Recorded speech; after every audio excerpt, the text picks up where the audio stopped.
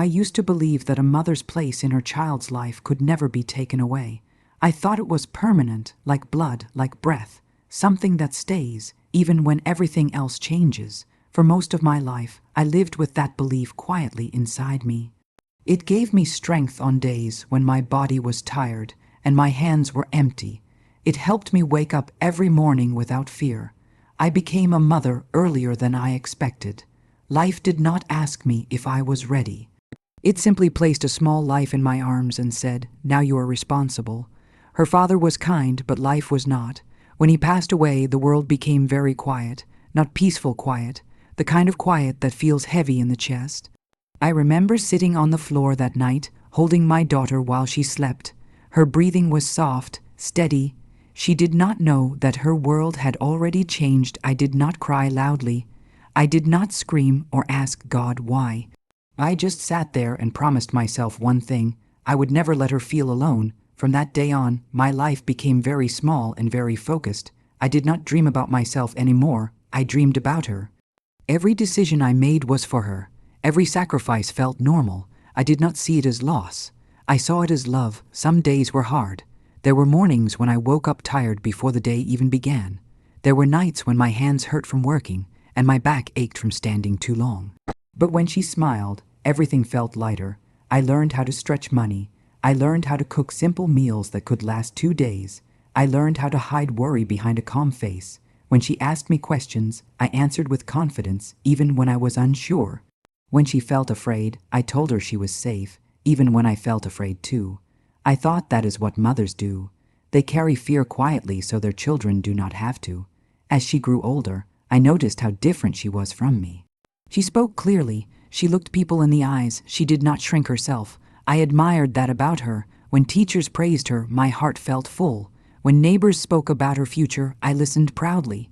Sometimes when I was alone, I imagined her life, a big house, a good job, a future where she never had to struggle the way I did. I never imagined myself in that future. I only imagined her happiness. When she left for college, the house became too quiet. I kept her room the same. I did not move anything. Some nights I would sit on her bed and just breathe. I missed the sound of her footsteps. I missed her voice calling out to me from another room. She called often in the beginning. She told me about her classes, her friends, her dreams. I listened carefully, afraid to forget any detail. Slowly, the calls became shorter, then less frequent. I told myself this was normal. Children grow, parents learn to wait. Years passed like this. I aged quietly. My hands became rougher. My hair became lighter. Then one day, she called me with excitement in her voice. She had achieved something big, something important. I congratulated her. I thanked God. I felt proud in a way that filled my chest. After that, her life moved fast, too fast for me to understand. One evening, she said something that surprised me. "Mom, why don't you come live with me?" Her voice sounded warm, kind. "You don't need to struggle anymore," she said. "I want to take care of you now." That night, I did not sleep. I lay awake thinking about her words. I felt relief. I felt hope. I felt like maybe all those years had led to this moment. When I packed my things, I packed slowly. I folded clothes that held memories. I touched old items I no longer needed. I left my old house without regret. I thought I was moving forward. Her home was beautiful, clean, bright. At first, everything felt new and exciting. I wanted to be helpful. I wanted to make her life easier. I woke up early. I cooked. I cleaned, but I noticed small things. Things I told myself not to notice. She was always busy, always rushing, always distracted. When I spoke, she listened, but not fully. Her mind was somewhere else. I tried to tell myself she was just tired. Successful people are busy, I thought. I reminded myself to be patient, to be grateful, but gratitude does not stop a heart from feeling lonely. I began to feel like a guest, a quiet guest who stayed too long. I walked softly. I spoke carefully. I waited before asking for anything. Sometimes I sat alone for hours, just listening to the sounds of the house. I missed the simple life we had before. I missed being needed. Still, I told myself this was love too. Love changes shape, I thought. I did not know then that I was slowly losing my place, not in the house, but in her heart. And when that place disappears, everything else follows. Living in my daughter's house slowly taught me something I had never learned before.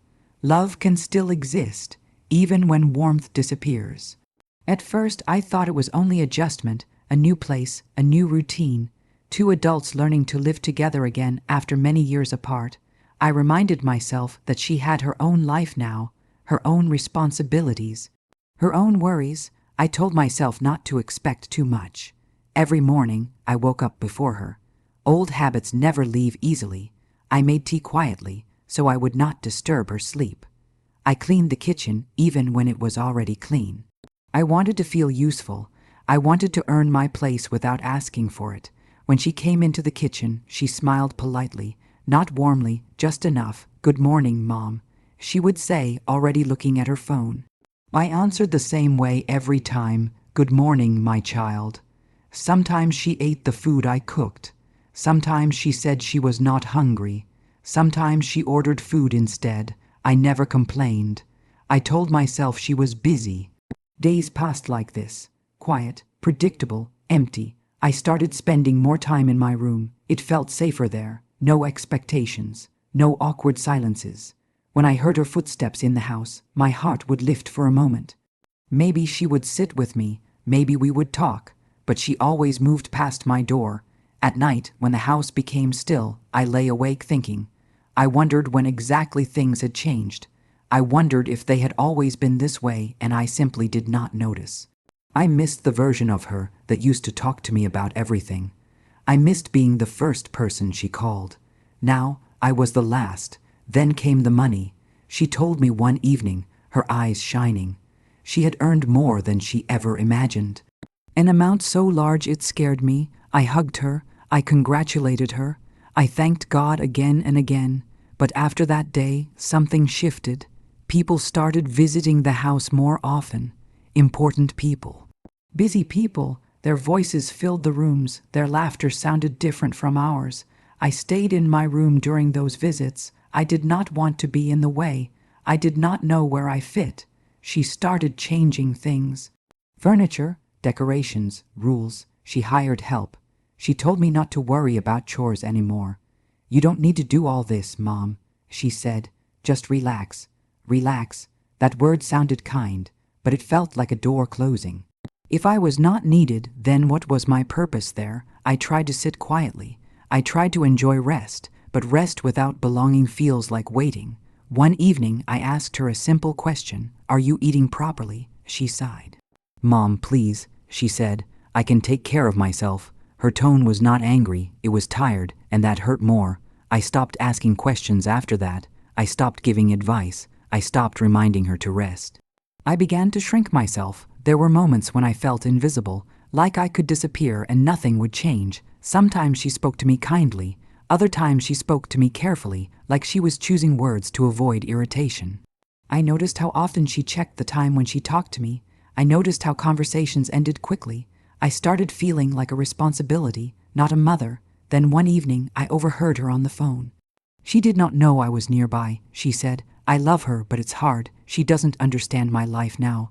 Those words stayed with me. Understand. I had spent my whole life trying to understand her, her fears, her dreams, her silence. But now I was the one who did not understand.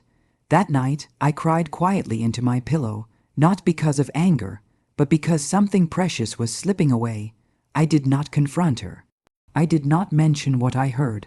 I told myself this too would pass, but deep inside I felt something else growing, a quiet fear, a fear that my place in her life was no longer secure. I began to feel like I was living on borrowed time. Like one day, she would realize I did not belong there anymore. I prayed more. I asked God to soften her heart. I asked him to soften mine too. I wanted peace, not control, not comfort, just peace. I tried harder to stay out of her way. I kept my door closed more often. I spoke only when spoken to.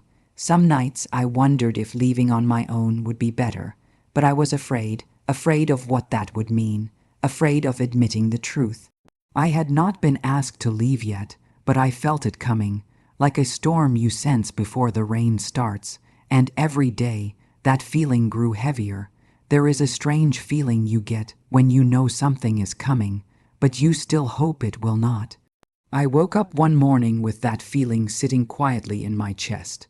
Nothing had happened yet. No words were spoken, but my heart felt heavy like it already knew. That day began like any other. I made tea. I sat alone at the table. I listened to the house wake up. My daughter walked past me without stopping. She said good morning, but her voice sounded distant, like it was coming from far away. I watched her move through the house. Confident, busy, unreachable, I wanted to tell her something. I do not even remember what it was now. Maybe I just wanted to hear my voice in her presence. But I stayed quiet. Silence had become my safest place. Later that morning, she asked me to sit with her in the living room. Her voice was calm, too calm. I sat where she pointed. She stood in front of me. That small difference felt bigger than it should have. She did not look angry. She did not look cruel. She looked decided. "Mom," she said slowly, "I've been thinking." I nodded. "I think it would be better if you stayed somewhere else for a while."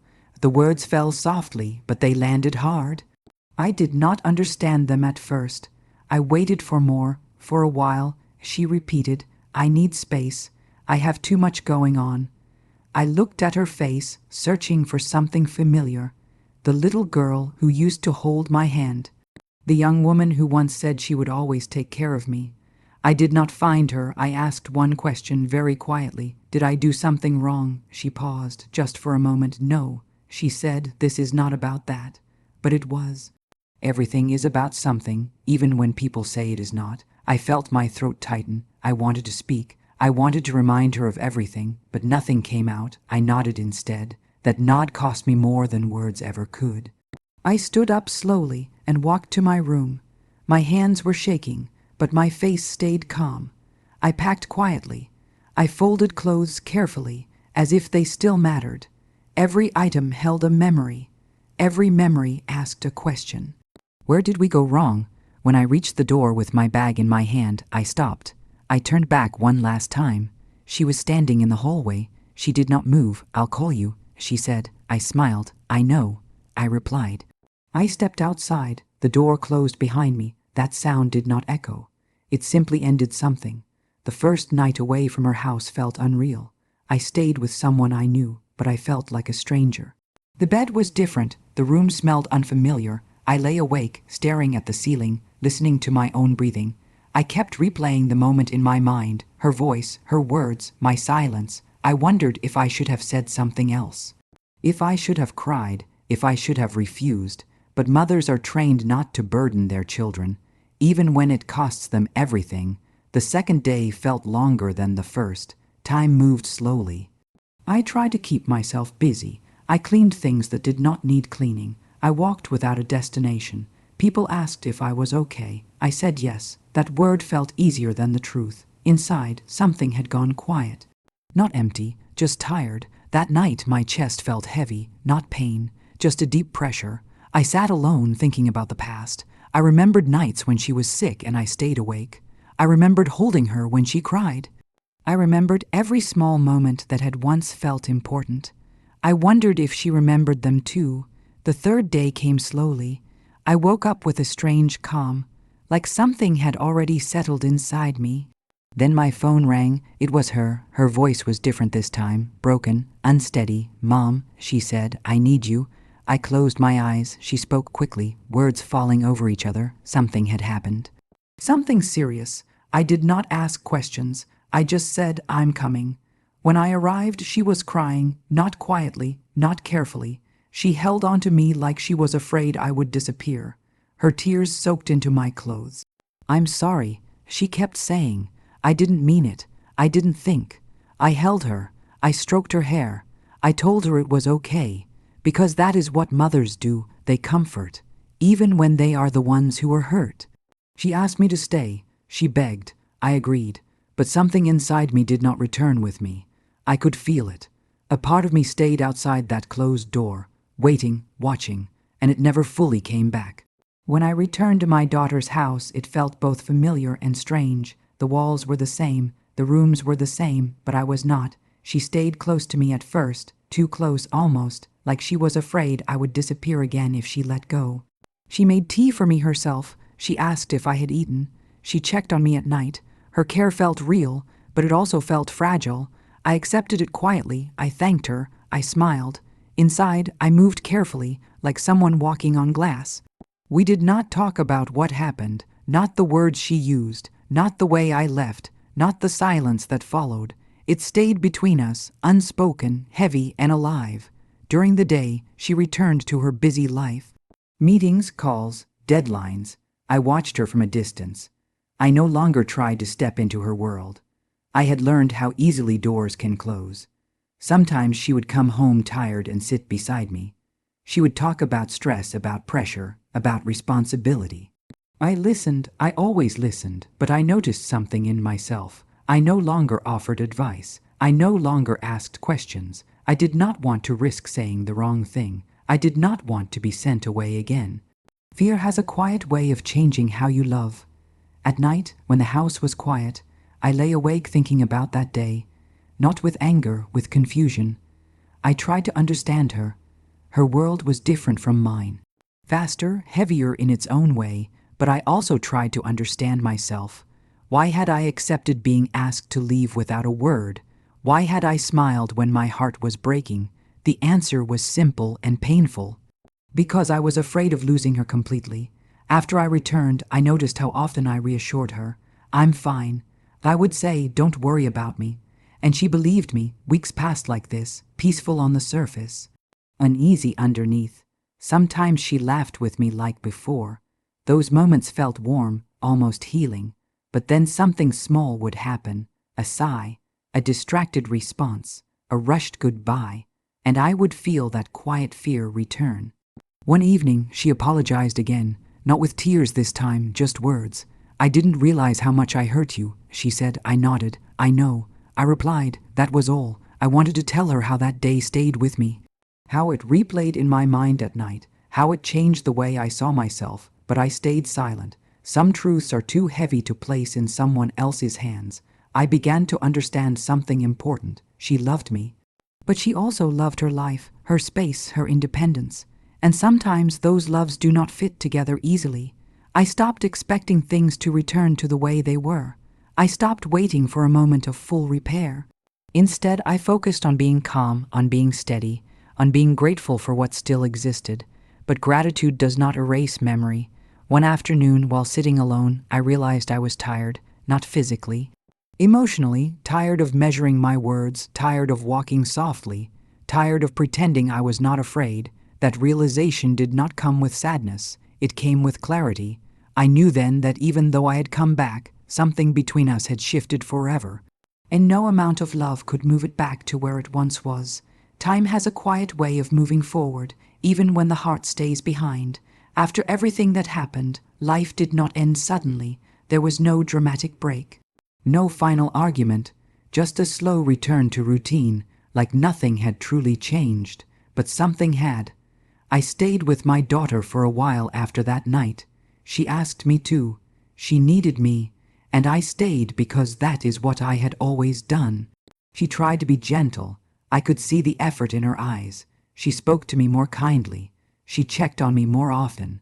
Sometimes she would sit beside me and talk, the way she used to. Those moments felt warm, almost familiar, but familiarity is fragile once it breaks. I smiled when she smiled. I listened when she spoke. I nodded and said everything was fine. Inside, I was careful, not cold, not angry, just careful. I had learned something important. Love does not disappear in one moment. It fades quietly like light at the end of the day. I no longer unpacked fully. I kept my things organized, ready, not because I planned to leave, but because my heart no longer believed in staying. Some nights, when the house was quiet, I lay awake thinking. I wondered how many mothers feel this way, loved but not needed, present but not secure. She never spoke about that day again, neither did I. There are some memories people choose not to touch, because touching them reminds them of who they were in that moment. Weeks passed. She became busy again, not unkind, just occupied. I found myself returning to my room more often. I spent time alone, reading, praying, listening to the silence. One evening, while folding my clothes, I realized something quietly. I did not feel afraid anymore, not because things were better, but because I had already accepted what I once feared. I knew now that my place in her life was not fixed. It could be moved. It could be questioned. That understanding changed me. I began to see her not only as my daughter, but as a person who could make choices that hurt, even without meaning to. And I began to see myself not only as her mother, but as someone who deserved peace. One morning, I told her I wanted to leave, not angrily, not suddenly, just honestly. She looked surprised, then confused. "Did I do something wrong?" she asked. The question felt familiar. I smiled softly. "No," I said, "you didn't." That was not entirely true, but it was easier than explaining everything. She asked me to stay. She reminded me of family, of love. I listened. Then I shook my head. "I think it's better this way," I said. She did not argue. She hugged me tightly. This time, when I left, the door did not hurt as much. I moved into a small place, quiet, simple. My days became slow, predictable. I cooked for myself. I cleaned for myself. I lived with my thoughts. She called often at first, then less, then regularly again, but briefly. She visited sometimes. She brought gifts. She smiled. We were polite with each other, kind, but something remained untouched between us, a space where trust used to live. I still love her. That has never changed. But love, I learned, can exist without closeness, without safety. Some nights I sit by the window and think about the past, about the promises I made to myself on the night her father died, about the life I gave without hesitation. I do not regret it, not even now, but I understand something I did not before. Children grow up, they build lives, and sometimes they forget how much room they once took in someone else's heart. I am not angry with her. I am not bitter. I am just quiet, and in that quiet, I have learned to carry my love carefully, not tightly, not blindly, just gently, because some wounds do not bleed. They simply change how you hold the people you love. And that is how my story ends.